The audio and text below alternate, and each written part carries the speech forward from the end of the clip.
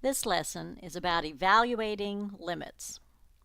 We're going to look at 4 methods, and this is with me, Mrs. Cantey. So we'll start with a little levity. Hey, want to hear a funny joke about limits? Okay. DNE. Haha, get it? Doesn't exist. Ah ha ha ha. Okay, moving on. In a previous lesson, we looked at graphs to help us evaluate limits, and we used Star Trek characters to help us. So here we have young Uhura and young Kirk, and they're on the graph of a function, and they're going to approach a spot above A on the x-axis. What are they approaching as far as the y-axis is concerned? Well, the limit here as x approaches A is 2, because that's where their little footsies are across from the y-axis. That's where Uhura and Kirk were headed. Now, actually, when they get there, there's a hole, right? So what would happen is that they would be instantaneously sent up to the point.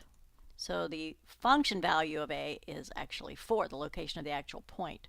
But limits don't care what happens at the place you're approaching. They care what spot you are approaching as you get closer and closer, not what happens when you get there. And that's the difference between pre-calculus function values and limits in calculus.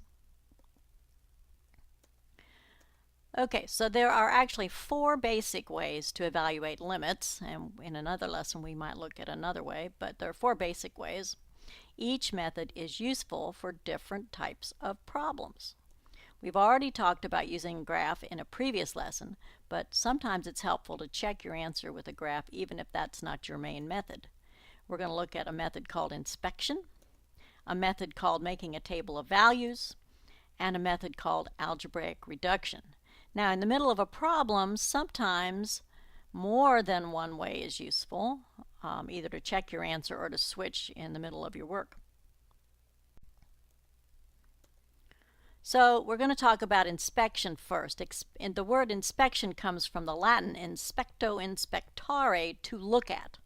So basically, this method is just looking at the problem and figuring it out by inspecting it, looking at it. So here's an example of a limit. Limit is t goes to 2 of t plus 2 over t squared plus 4.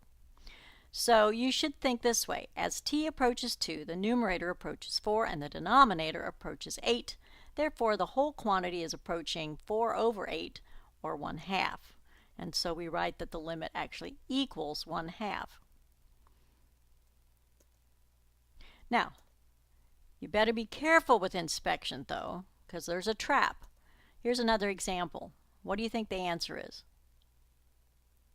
If you thought 0, you're not thinking limit, you're not thinking x approaching 0, you're thinking x is 0, and that would be pre-calculus, that's not limit. And here's why 0 is not the right answer. Let's take a look at the graph.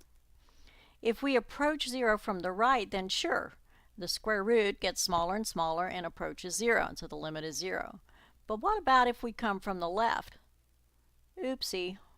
Worf has nowhere to stand. He cannot approach 0 from the left. If you're using the square root, you can't put negatives under the square root.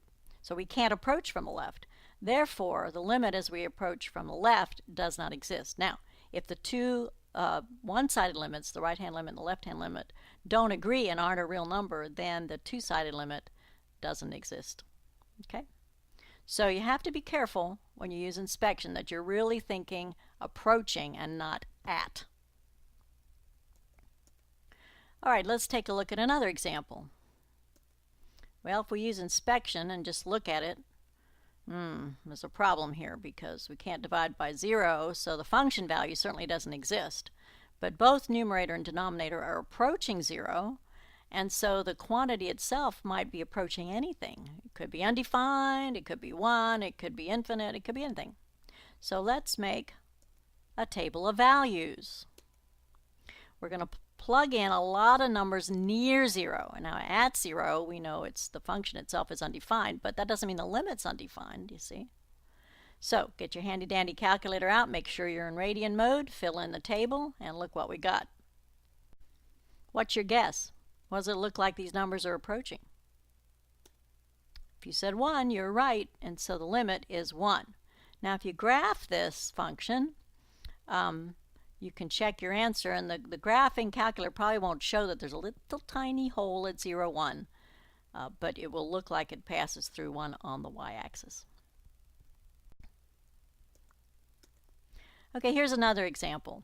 Now this time we should think this way. Oh dear, both the numerator and the denominator are approaching 0, and so inspection fails.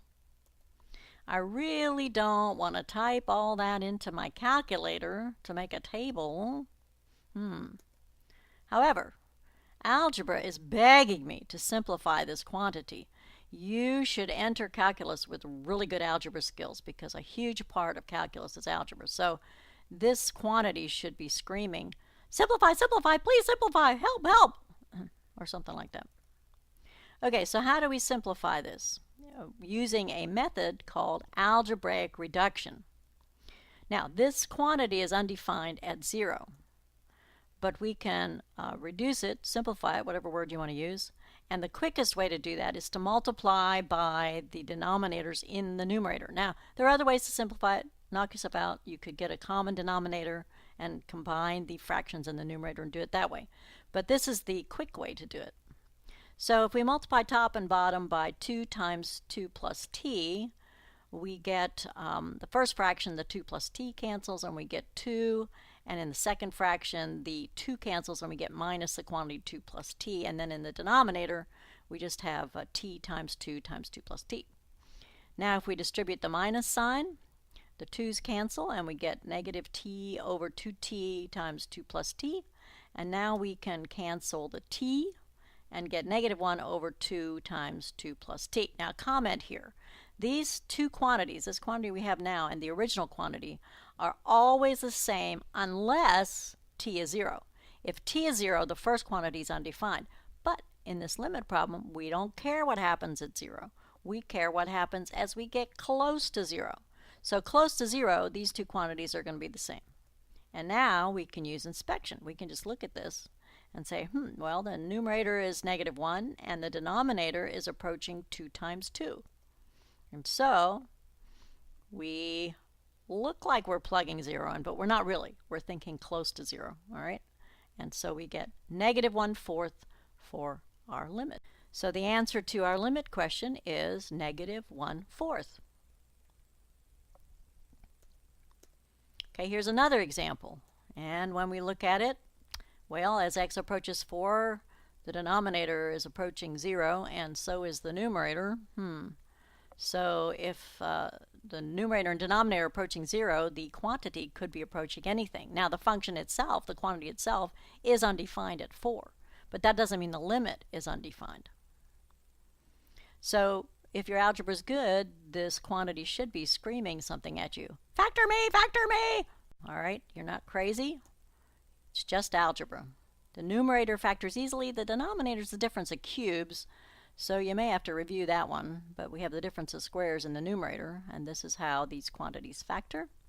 And as luck would have it, we have an x minus 4 in the numerator and denominator. So those divide out.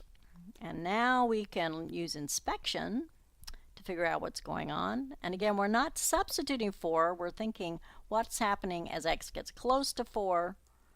That means the numerator is getting close to 8, and each of the 3 terms in the denominator is getting close to 16. And so the entire fraction is getting close to 8 over 48, and the answer then to our limit problem is 1/6. Now, if we check with a graph, some calculators will show you that there's a little hole at 4, 1/6. And on some calculators, you won't be able to see the hole. But there is a hole there. One little tiny point is missing because you cannot plug 4 into the original quantity. So now, the way to get good at limit problems is to work a lot of problems. So you need to go and practice some problems, and pretty soon you will be an expert.